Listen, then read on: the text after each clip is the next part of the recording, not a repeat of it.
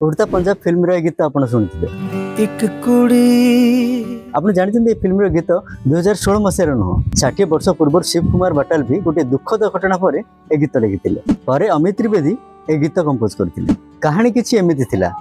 बैजनाथ रो गोटे मेला होतला जेउठी शिव गोटे पहाड़ी झील सहित देखा हुए आ प्रथम नजर ही ताकू भल पाई बसते सबुदिन मेला को आसुथिले आ ताकू दूरରୁ ही देखुथिले किंतु कथा हेबा पई साहस कर पार नथिले।